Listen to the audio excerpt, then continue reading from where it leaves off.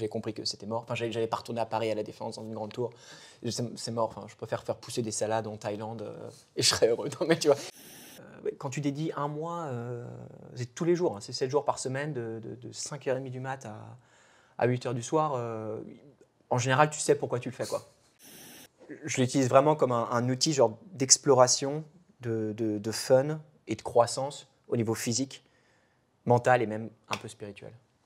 Bonjour à tous, aujourd'hui discussion d'ingénieur avec Augustin qui est ingénieur centralien vivant à Sydney, travaillant dans l'analyse financière et qui en parallèle s'est pris de passion pour le yoga. Alors cette discussion elle est particulièrement intéressante pour 3 raisons. Numéro 1, Augustin il a des expériences extrêmement atypiques qui pourtant lui ont été extrêmement utiles dans sa recherche d'emploi et dans sa carrière. Il a par exemple fait une année sabbatique et a aussi vendu des parfums pendant 6 mois en Australie. Numéro 2, on va parler d'analyse financière. Concrètement, un ingénieur en analyse financière, ça fait quoi? Et numéro 3, on va parler d'équilibre de vie avec la pratique du yoga, qui est quelque chose de tout à fait non traditionnel après une grande école d'ingénieur, mais qui est la passion d'Augustin et il va nous raconter sa perspective rationnelle ingénieur sur le sujet. Bref, une discussion intéressante et agréable avec Augustin. Un grand merci à lui. Comme d'habitude, je compte sur vous pour être le plus sympa, le plus bienveillant possible dans les commentaires, mais c'est toujours un plaisir de vous lire. Bref, vous êtes sur le podcast Discussion d'ingénieur, je vous remercie de votre écoute et on est parti pour cette discussion avec Augustin. J'ai fait mon stage de fin d'études à Paris et direct après, je suis parti donc faire mon année sabbatique en Asie, où là j'ai pris un an pour... c'était moitié humanitaire, moitié backpack, découverte, voyage et tout ça.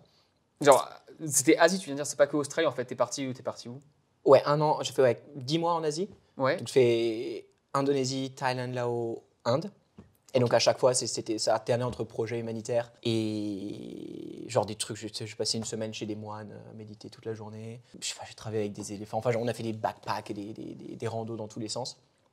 Et j'ai aussi découvert le yoga. Et du coup, j'ai pris ce mois pour devenir prof de yoga, qui a eu pas mal d'impact par la suite. Donc, j'ai fait cette année qui était incroyable en Asie, et le plan de base, c'était un peu de faire cette année, de retourner à Paris.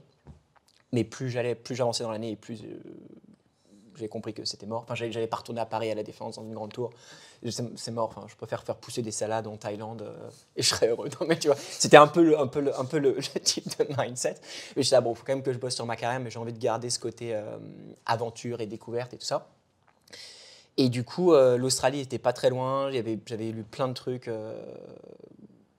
qui avait l'air incroyable et qui avait l'air de bien matcher avec ce que je voulais. Tu vois, le lifestyle, la work-life balance, le fait que c'était tout simplement pas l'Europe. Donc ça m'excitait aussi. Et du coup, j'ai fait un an en Australie, un peu avec le Working Holiday Visa.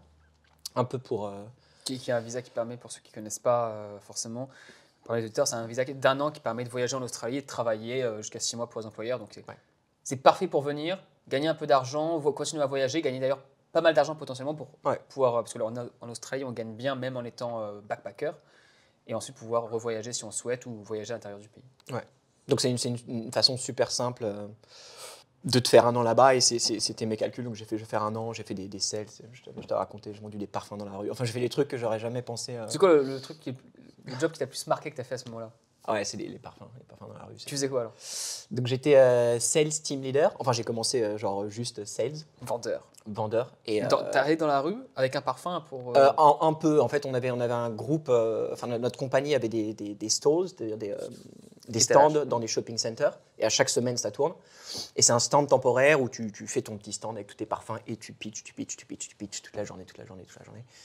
Et je dirais, c'est à peu près à l'opposé du taf d'ingénieur, quoi. Le taf d'ingénieur, c'est que tu vas te concentrer sur des choses, des Excel, des files, tu fais tout parfait, tu parles pas trop. Tu fais ton file et après tu le présentes. Donc c'est la partie présentation, mais en gros, c'est toi qui travailles sur les choses. Là, c'est genre l'opposé. Tu dois travailler sur toi-même, tu dois comprendre les gens, comment tu fais un pitch, comment tu closes, et apprendre à te prendre des noms et des noms.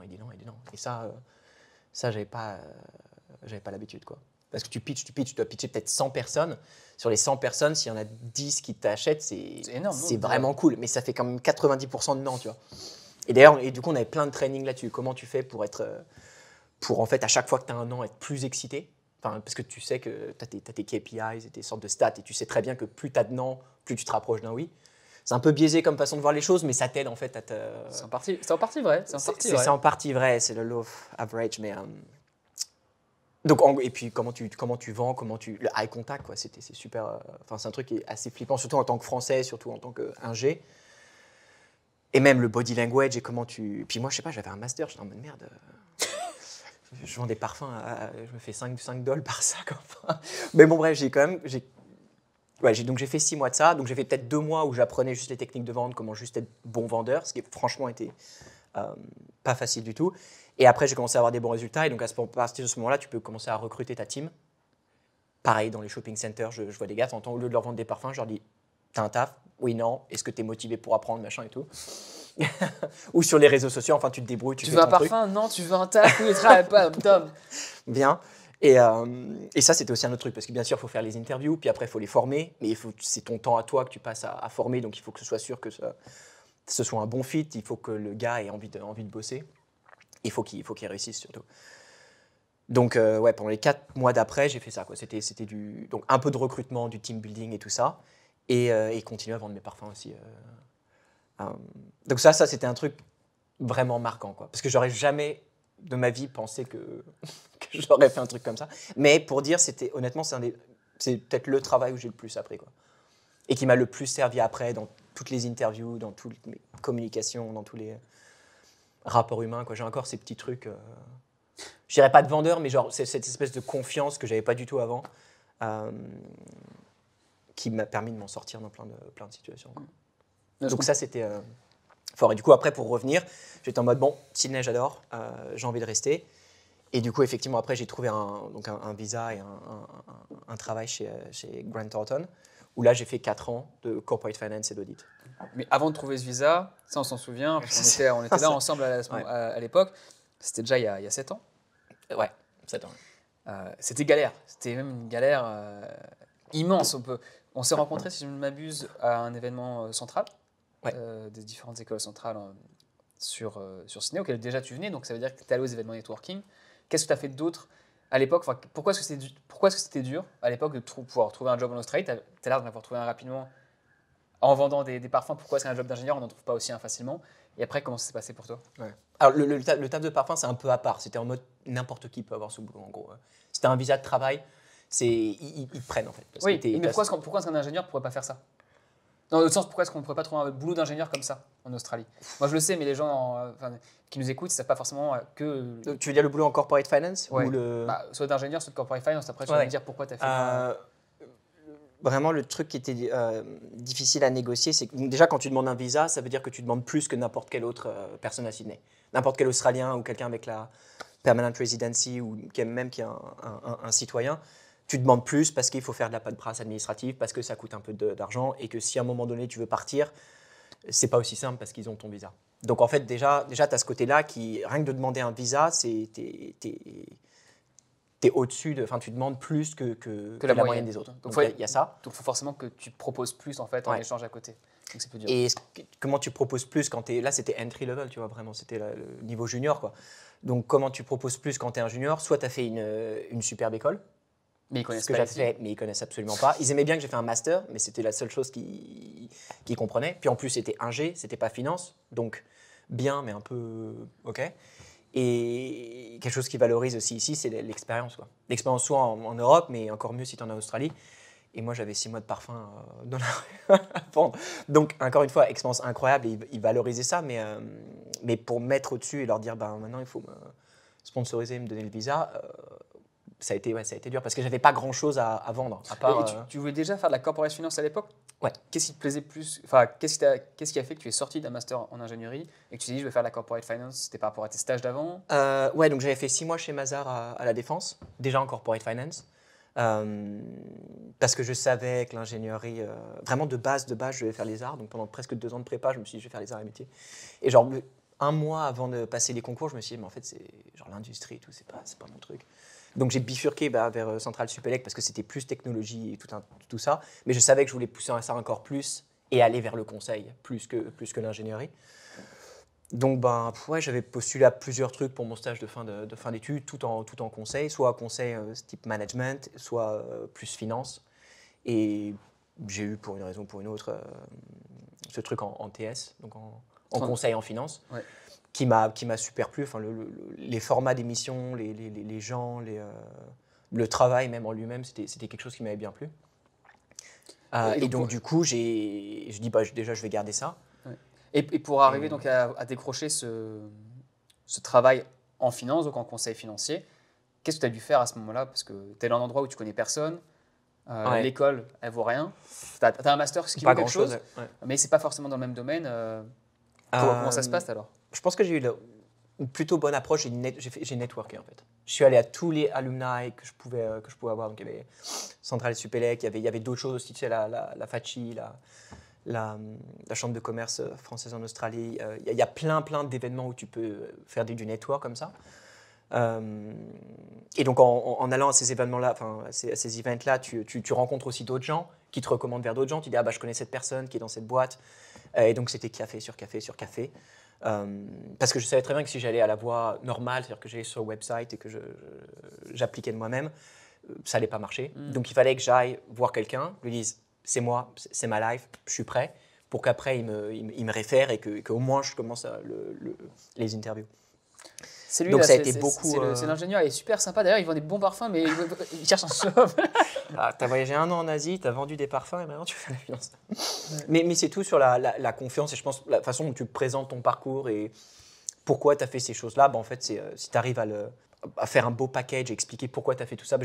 Moi, j'avais des offres de boulot permanent à Paris, j'en avais 2, de belles boîtes. J'ai dit non parce que je voulais voyager, quoi. Et après, j'ai pas voulu revenir parce que j'ai voulu m'installer ici. Et maintenant, je veux faire de la corporate finance. Donc, en fait, j'ai toujours eu ce que je voulais. Donc, ça changera pas. Voilà. Donc, j'avais une certaine détermination. J'étais vraiment en full développement personnel, Tony Robbins, tous ces trucs-là.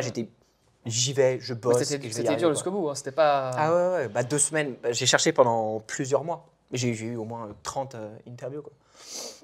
Et à chaque fois, c'était on t'adore, t'as l'air fou, mais t'as pas d'expérience et visa, ça va pas être possible.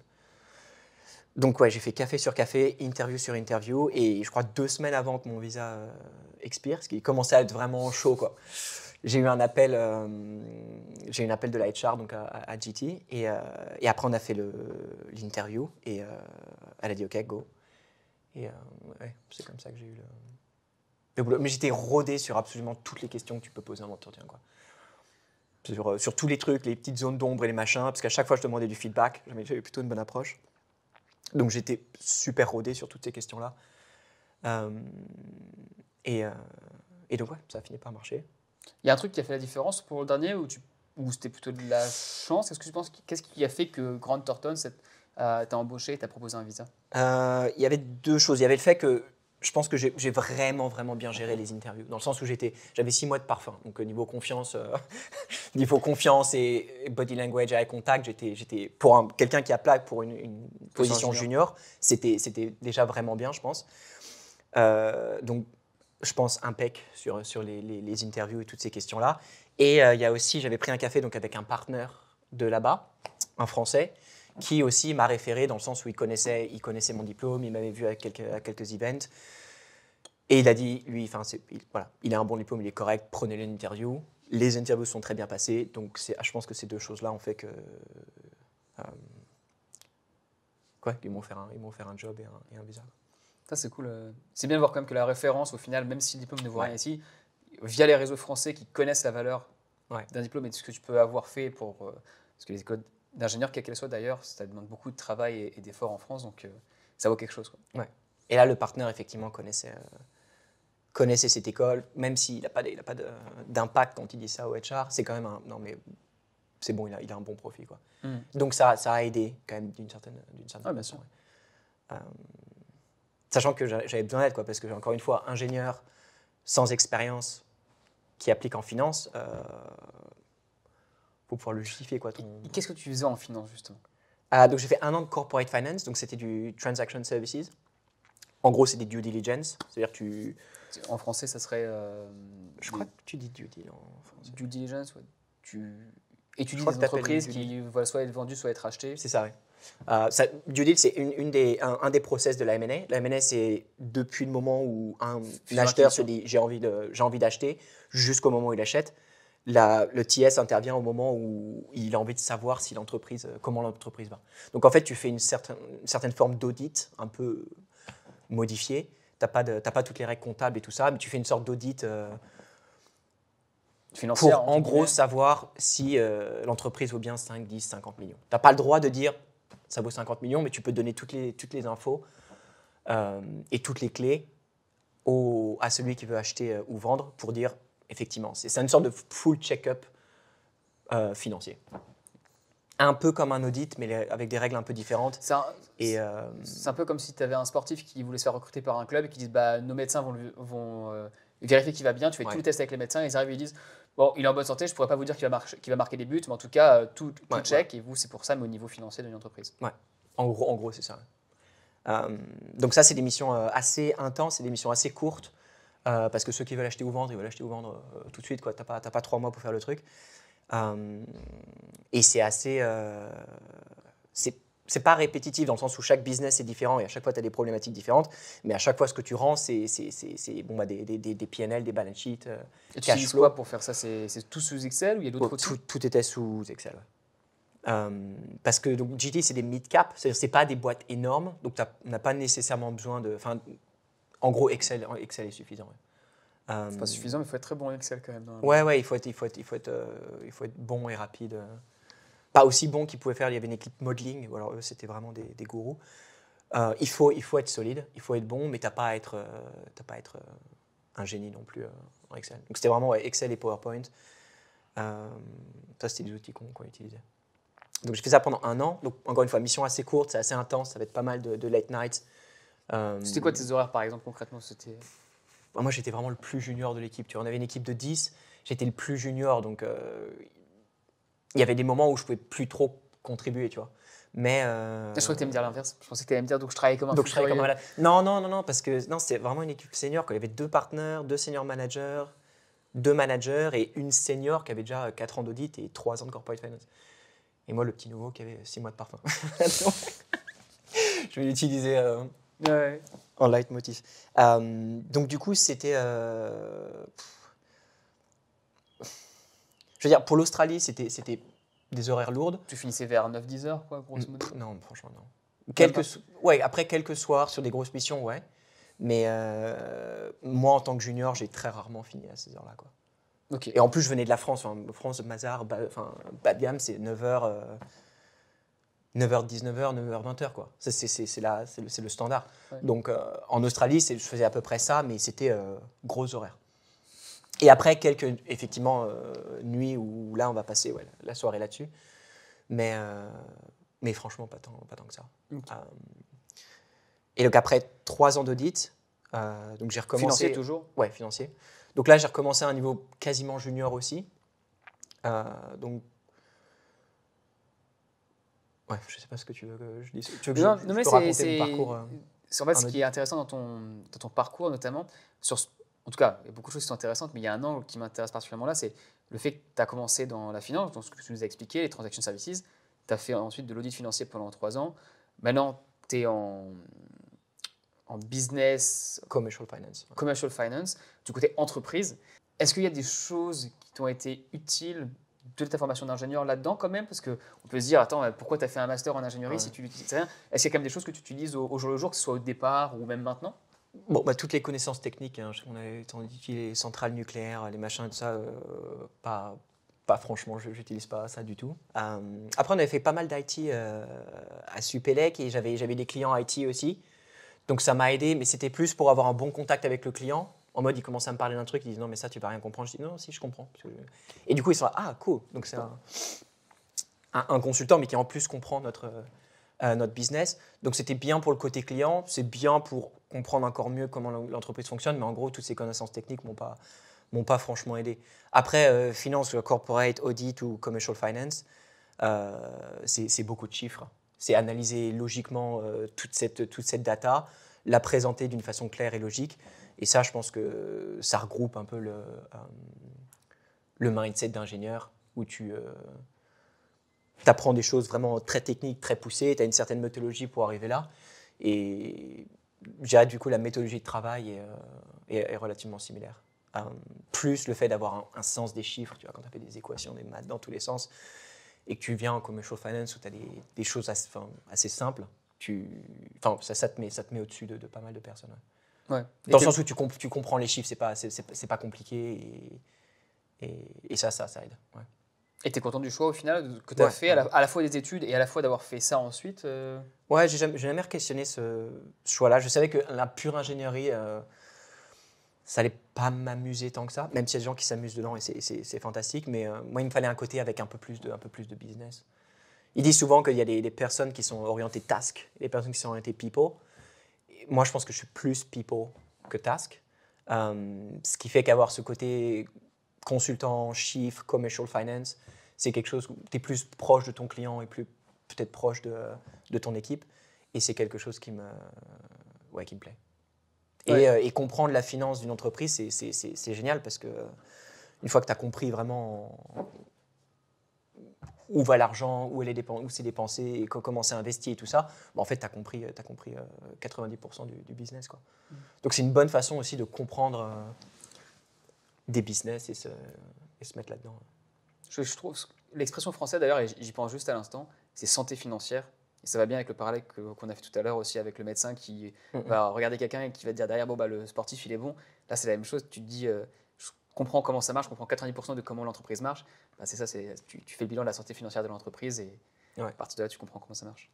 Et tu comprends son business, comment elle est financée, les cash-in, cash-out et tout ça. Donc ouais, c'est un côté super intéressant, quoi. Donc, tu es épanoui ici, tu es épanoui dans ton travail. Quelque chose qui résonne particulièrement, c'est l'équilibre de vie, le fait de faire attention à soi pour aussi, d'un côté, bien sûr, être plus performant au travail, mais pas seulement. Le but de la vie, c'est pas que de travailler, c'est aussi de prendre soin, d'avoir une vie intéressante et belle, en tout cas. Personnellement, c'est le choix que j'ai fait en venant d'Australie. Et tu as un équilibre de vie qui est assez particulier. On surfe tous les deux, mais le surf, qui pour moi va être potentiellement une activité principale, mon sport principal, ce que j'adore le plus faire depuis que je suis ici. Toi, tu as le yoga, dont on a reparlé au début tout à l'heure. Tu as dit que tu as été en Inde, tu es devenu prof de yoga en un mois. Je te reposais une question là-dessus. D'ailleurs, parce que je me pose la question, comment on devient prof de yoga en un mois, mais on va y revenir dans un instant. Et pour toi, c'est à la fois surf et yoga. Et je sais que c'est une partie importante de ta vie, donc je vais te poser des questions là-dessus. Peut-être que je vais recommencer sur le tout début, sur quand tu as fait ton prof de yoga en un mois. Comment tu as pu devenir prof en un mois? Comment ça se passe en pratique? Ils t'ont fait un truc intensif de 10 heures par jour pendant un mois et c'était bon 12-14 heures, ouais. Comment tu t'es retrouvé là-dedans? Tu te retrouves pas dans une formation de prof de yoga par hasard? Qu'est-ce qui s'est passé? Non, c'était pas par hasard. En fait, les 10 mois qu'on a fait en Asie, le but c'était moitié humanitaire, donc un peu de give back. Je trouvais que j'avais de la chance, j'avais fait une belle école, ma santé ça allait bien, ma famille ça allait bien, donc j'étais en mode prends 6 mois pour donner un peu aux gens. Et tu faisais quoi concrètement? Il y a Habitat for Humanity qui fait des maisons, c'était ça? Ça n'a rien à voir? Fait genre prof d'anglais. Ok. Donc à Bali et en Inde. Ah ouais. En Inde, c'est une sacrée expérience d'être prof d'anglais là-bas. Et on a aussi travaillé avec des enfants handicapés en Thaïlande. Ok. Donc on a fait ça. Et la deuxième partie, c'était pas d'être en vacances, de faire des soirées, même si on a fait pas mal de soirées et tout ça. Mais c'était vraiment de découvrir l'Asie, et voilà, donc de découvrir la culture, l'histoire, les gens, c'est-à-dire prendre toute la nourriture spicy. En fait, essayer d'être au maximum dans cette culture et de découvrir un maximum dans cette culture.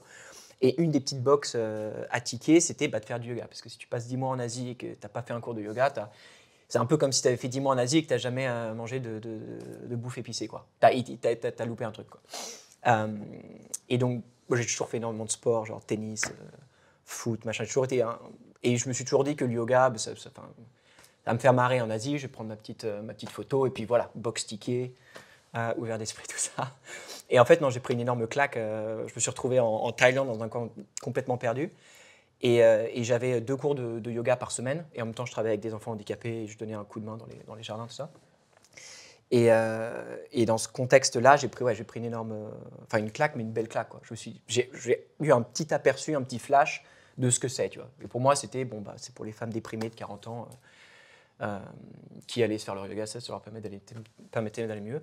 Et non, j'ai vraiment compris qu'il y avait un truc incroyable à prendre. Et du coup, je me suis dit, en Inde, au lieu de faire un mois de plus de backpack, je vais me faire cette formation pour être prof.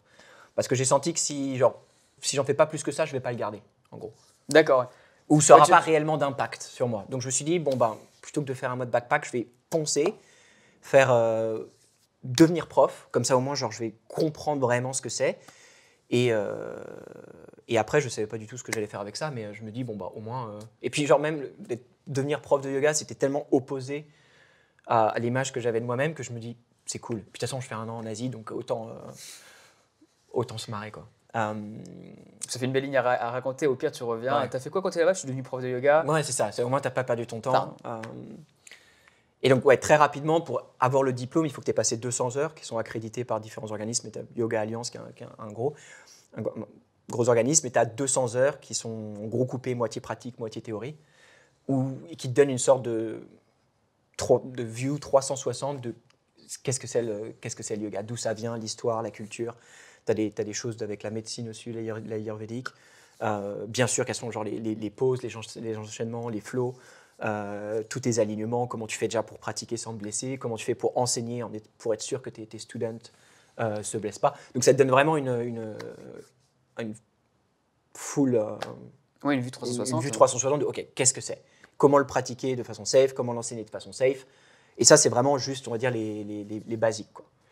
Et après, tu fais ta pratique, tu peux faire d'autres trainings pour être prof, tu peux enseigner de la façon, le type de yoga que tu veux, de la façon que tu veux. Donc 200 heures en 20 jours, quoi, grosso modo. 250 en plus, parce que j'ai pris un truc extra. Non, mais c'était franchement dur. Et puis moi, je toujours fait pas mal de sport, mais j'étais pas souple du tout, quoi. Et j'avais fait même pas 10 heures de yoga dans ma vie, quoi. Donc même les trucs simples, j'avais aucune idée de. Et les gens qui arrivaient dans cette formation, ils avaient déjà fait plein de yoga avant, ou ils étaient plutôt comme toi en mode. La plupart avaient quand même genre. Aucun avait fait aussi peu que moi, ça c'est sûr. Il y en avait qui avaient déjà fait les 200 et qui étaient sur leur voie, parce qu'après les 200, tu peux faire les 500. Donc aussi, tu construis ton parcours comme tu veux. Mais la plupart avaient déjà genre, pratiqué pas mal. Et quand tu dédies 1 mois, c'est tous les jours, hein, c'est 7 jours par semaine, de 5h30 du mat à 8h du soir. En général, tu sais pourquoi tu le fais, quoi. Sauf si tu es une année humanitaire et que tu en mets, allez, go. Mais non, c'était incroyable. Je pense que j'ai vraiment compris ce que c'était le yoga. Et après, c'est vrai qu'en arrivant là, une des raisons pour lesquelles j'ai bougé, c'était le surf, quoi. Je veux pas retourner à la Défense, faire du transaction services, mais je peux aller à Sydney si je surfe le matin et qu'après je fais du transaction services, ça. Et tu fais du yoga le soir ou là. Voilà, ça va aller. C'est pas non plus le rêve, mais si j'ai mon surf, c'est cool. Et c'est vrai qu'avec plus le temps passe et plus le surf, j'adore. Je trouve ça super fun et j'en fais toujours. Mais plus le yoga prend le dessus sur mon côté santé et développement. Ouais. Et ça ressemble à quoi alors ton équipe de vie en Australie? J'en parle régulièrement sur la chaîne du fait que c'est quand même un pays qui met l'équilibre de vie qui est en avant, qui l'accepte chez les personnes, même dans le monde du travail. On finit plus tôt qu'en France typiquement. Mais pour toi, ça ressemble à quoi une journée typique? Alors déjà, ça a pas mal changé parce que mes 7 ans, il s'est passé à chaque fois, c'était. Mais on va dire sur les derniers 2 ans, donc depuis que j'ai bougé en commercial finance, c'est-à-dire que je bosse plus 14 heures par jour et je peux bosser 3 jours de la maison. Genre en fait, j'ai plus de temps pour moi. C'est, on va dire, quasiment tous les jours yoga. 5 à 7 fois par semaine. J'avoue que ça, c'est. Puis j'ai un studio qui a 200 mètres, qui a des cours tout le temps, c'est chauffé et tout, donc je suis rodé, quoi. Il y a des cours qui commencent à 6h du mat, donc j'ai aucune excuse pour pas en faire. Et c'est pas un fake, hein. Il y a des fois, je viens à 6h du mat parce qu'il habite à côté de la plage pour surfer là où il habite. Je lui dis, viens, on va surfer. Il fait, je suis au cours de yoga. Donc voilà, c'est vraiment 6h, 7h pour bien commencer la journée. Ouais, ou je peux le faire un peu plus tard, ou au milieu d'eux, ou après. Mais c'est vrai que ça fait vraiment partie de mon équilibre. Et plus le surf, mais c'est un peu plus, peut-être 2-3 fois par semaine. Ça dépend des saisons. En hiver, un peu plus, en été, un peu moins. Et comment tu le vois, le yoga, justement? Ce qui m'intéressait avec toi, c'est que tu viens quand même d'un background, tu as fait des études d'ingénieur, donc tu es très rationnel. On peut avoir des a priori sur le yoga. Par exemple, si tu me parles du yoga, bon, maintenant je suis un peu plus aware, au courant de ce que c'est, de quel type de pratique il peut y avoir. Mais il y a aussi des mythes où on peut avoir des a priori il n'y a pas beaucoup de mysticisme avec ça. Le yoga le côté fluffy. Le côté, le yoga qui permet d'aligner tes chakras et de savoir qui tu es vraiment. Comment est-ce que tu vois justement le yoga avec ce background rationnel un peu scientifique quand même? Qu'est-ce que tu as pu voir qui était vrai? Quels sont les mythes qui ne sont pas forcément vrais d'ailleurs? Je ne sais pas s'il y a des mythes, mais ce qui est sûr, c'est que ta pratique du yoga, tu peux en faire absolument ce que tu veux. D'un extrême qui est cristaux, karma, aligne tes chakras et tout ça, et il y a des gens qui sont à fond là-dedans et très bien. Et l'autre extrême, c'est purement physique. Je fais ça juste pour me renforcer, pour être plus souple. Et après, entre les deux, tu fais ton mix, quoi. Et encore une fois, genre, ça fait 7 ans que je pratique et ma pratique évolue et change un petit peu à chaque fois, quoi. Et même chaque jour, je sais qu'il y a des fois, j'ai juste envie de me prendre un bon coup physiquement et de me renforcer. Et certaines fois, c'est plus... non, j'ai juste envie de me calmer là et de prendre 1 heure pour moi sur un mat dans une salle chaude avec rien qu'une personne qui me dit quoi faire. Et genre, donc, ouais, je pense pas qu'il y ait de mythe, je pense que chacun a sa pratique.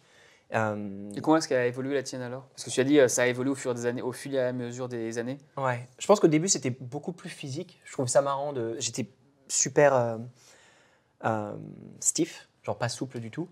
Et c'est un peu pour la même raison pour laquelle j'ai fait la vente de parfums. C'est parce que j'étais en mode, mais c'est pas du tout moi. C'est super dur pour moi d'être avenant et d'aller typiquement vendre des parfums dans la rue. Et j'ai eu un peu ce même challenge avec le yoga. C'est en mode, c'est pas pour moi, quoi. J'ai pas un corps en fait adapté au yoga. Et en fait, ce challenge de me dire, je vais me faire un truc difficile, ça m'a plu. Et donc, je pense qu'au début, c'était vraiment, plus mes premières années, c'était très physique, quoi. C'était vraiment, je vais me battre contre mon corps et comprendre mes alignements et comprendre comment je peux m'étirer et me renforcer et tenir sur mes mains et machin. Et je pense que plus ça évolue et moins je fais ça comme ça, plus je trouve que c'est un outil. Enfin, moi, j'utilise ça vraiment comme un outil, quoi. Et mon outil dépend, en fonction de ma semaine ou de mon mois ou même de mon année, je vais l'utiliser différemment. Mais je l'utilise vraiment comme un outil genre d'exploration, de fun et de croissance au niveau physique, mental et même un peu spirituel. Ça veut dire que tu comprends vraiment avec le yoga que le corps et l'esprit, c'est extrêmement lié. Et je pense qu'au yoga, tu travailles vraiment là-dessus, quoi. Tu vas challenger ton esprit à travers ton corps. Et je sais que ça peut paraître un peu wow quand on parle comme ça, mais en fait, c'est à peu près pareil qu'avoir un workout vraiment intense, quoi. Ton corps, il va jamais abandonner, quoi. Ton corps, il abandonne 1000 ans avant que ton esprit abandonne. Oui. Donc ce sera toujours ton esprit qui va dire ok, stop. Et c'est juste une des choses sur lesquelles tu peux travailler avec le yoga, quoi. T'apprends à t'écouter et t'apprends à te regarder et à t'analyser. Ce que tu fais, parce que souvent tu as des réactions qui sont assez impulsives. Enfin, même 90% de nos réactions, on n'y pense pas trop. Tu vois, on te pose une question, tu dis ton truc. T'es pas là à essayer d'analyser et de vraiment de comprendre. Et je pense que le yoga, par sa simplicité, t'es juste dans une salle, sur un tapis, à faire des mouvements coordonnés avec ta respiration. Et c'est tellement simple que tu as le temps en fait, de t'observer et de te comprendre et de choisir. Est-ce que quand tu es challengé, tu veux pousser? Est-ce que tu veux regarder les autres et faire comme eux? Est-ce que tu abandonnes? Et en fait, voilà, ça c'est une façon de découvrir ton corps, de découvrir ton mental et d'une certaine façon aussi de découvrir ta spiritualité, je trouve. Okay. Donc c'est comme ça que je l'expérimente. Mais chacun a son expérience du yoga et sa pratique. Et je ne pense pas qu'il y ait de mauvaise pratique du yoga. Mais ouais, pour moi, c'est quelque chose que j'aurais jamais pensé. Quand j'ai commencé à en faire, j'aurais jamais pensé que c'était pour moi, que j'aurais accroché ou n'importe quoi. Mais je pense que le challenge physique combiné au mental, combiné à des tas d'autres choses, on fait waouh, ça, c'est ouf. Et c'est marrant, tu as dit plusieurs fois pendant la discussion qu'il y a des choses que tu as faites parce que c'était pas du tout toi, ou que c'était difficile et challengeant. C'est marrant parce que c'est pas du tout usuel. Enfin, j'entends rarement des gens dire ça. Ça vient de quelque part. Enfin, tu as toujours été comme ça en disant tiens, il y a des choses que c'est pas moi donc je veux le faire. C'est bizarre, non comme, Ouais. Il y a plusieurs trucs. Je pense que l'année en Asie, j'ai réalisé que parce que j'ai passé des semaines et des semaines sur des super plages, tu vois, enfin, des trucs un peu en mode vacances avec des soirées incroyables. Mais assez rapidement, je pense que j'ai réalisé que ça n'aurait pas d'impact dans ma vie, tu vois. Et puis même quand tu rentres et que tu le racontes, tu fais des soirées de ouf. Bon, c'est bien, mais tu vois, vraiment ce qui a eu un impact, et je pense que je l'ai découvert assez tôt en Asie, c'est passer une semaine avec des moines, enseigner l'anglais à des enfants en Inde qui ont genre rien à voir avec toi, devenir prof de yoga. En fait, faire toutes ces choses qui sont en mode, c'est pas vraiment moi, c'est un peu fou, mais allons-y, parce que ça peut être quelque chose d'incroyable. Ça peut être un flop aussi. J'ai fait des expériences qui étaient des flops et j'en ai pas, que je gardais pas. Mais par exemple, le yoga n'a clairement pas été un flop. Et c'était pas du tout moi, quoi. Enfin, il y a 8 ans, ma famille, ils rigolaient quand ils disaient on va aller faire du yoga en Thaïlande, tu as pété un câble. Après, quand je leur ai dit bah non, je vais passer le diplôme de prof, c'était genre, c'était pas du tout l'image qu'ils avaient de moi et que j'avais de moi-même. Ouais, c'est peut-être un peu aussi que quand tu restes chez toi et que tu es dans un endroit, un cocon un peu, c'est une sorte de zone de confort, mais à la fois aussi culturelle et en termes d'activité, puisque tu n'avais jamais été exposé. C'est pas comme si le yoga, tu en avais fait avant et tu savais que tu n'aimais pas ou que c'était nul. Non, c'est juste que tu connaissais pas et tu avais des a priori. En fait, tu as fait des choses qui n'étaient pas toi, mais parce que tu n'avais jamais testé en fait. Ouais. Et donc tu allais voir est-ce que c'est toi ou pas. Et tester ces trucs et travailler sur tes faiblesses, c'était un des trucs, une des raisons pour lesquelles j'ai fait le yoga et même les parfums. Puis j'étais, surtout mes 6 premiers mois en Australie, j'étais à fond, j'ai découvert le développement personnel, tu sais. Genre Jay Shetty, Tony Robbins, tout ce truc-là qu'on t'apprend pas vraiment en fait. Et du coup, j'étais en mode, non, il faut travailler dur, travailler sur tes weaknesses, essaye, te laisse pas, machin. Et puis j'ai lu 2-3 livres, et puis c'est vrai qu'il y a pas mal de personnes qui disent qu'il faudrait que tout le monde travaille en sales, au moins 6 mois ou 12 mois dans sa vie, peu importe ce que tu fasses, parce que ça t'apprend énormément de choses sur la communication, c'est une sorte de science humaine, quoi. Tout à fait, ouais. Et du coup, j'étais en mode, de toute façon, je suis en Australie, voilà, j'ai déjà fait 1 an et demi de voyage, de trucs, donc j'étais en mode faire encore 6 mois. Puis en plus, ça va renforcer mon anglais. Puis en plus, ça va renforcer des tas de choses, ma confiance en moi. Donc j'étais en mode go. Mais c'était clairement pas moi il y a 7 ans, quoi, vendre des parfums. Et toutes ces choses, à chaque fois que j'ai fait un peu de façon où je pensais pas que ça allait être aligné, c'est vrai que certaines fois, ça marche pas, mais d'autres fois, ça marche super bien. Et voilà. Et c'est cool de tenter ces choses-là.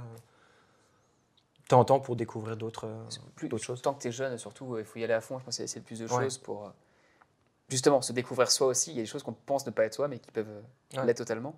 Est-ce que pour quelqu'un qui chercherait à se découvrir ou qui cherche à voyager, peut-être en Australie, tu aurais un dernier conseil à donner un jeune qui cherche à se découvrir. Disons, tu pars en Australie 1 an et tu cherches à te découvrir. Fais les choses. Si tu vas en Australie, te prends pas un petit taf posé dans un café. Tu peux et tu vas faire des sous et tu auras ton expérience australienne, mais va faire 2 mois de ferme, vends des parfums ou quoi que ce soit dans la rue, ou tu as même des charities, des associations caritatives où tu peux vendre des trucs pareil dans la rue. En fait, fais des trucs qui vont te pousser, quoi.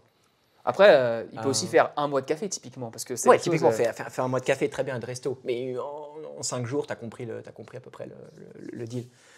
Donc si tu vas jusqu'en Australie, en anglais, on dit « you might as well », c'est-à-dire tant qu'à faire, fais des trucs. Et puis tente 3 trucs, 4 trucs qui sont un peu fous. Peut-être que la moitié, ce sera pas top. Mais l'autre moitié, ça va te booster et te propulser. Ça vaudra le coup, quoi. Même si tu wastes, il y a 6 mois où tu es en mode non, c'était des conneries. Les 6 mois sur lesquels tu as fait un truc positif aura un impact énorme, quoi. Donc, je trouve que ces mots you might as well, très bon pour on finira là-dessus. Voilà, si vous venez en Australie, you might as well. You might as well do ça. Merci Augustin. De rien Thomas. Merci d'avoir écouté cet épisode de discussion d'ingénieurs. Si vous êtes sur YouTube, il y a un autre épisode qui s'affiche quelque part à l'écran. Je vous y retrouve. Et dans tous les cas, quelle que soit la plateforme sur laquelle vous écoutez cet épisode, je vous souhaite une excellente journée. Bye bye.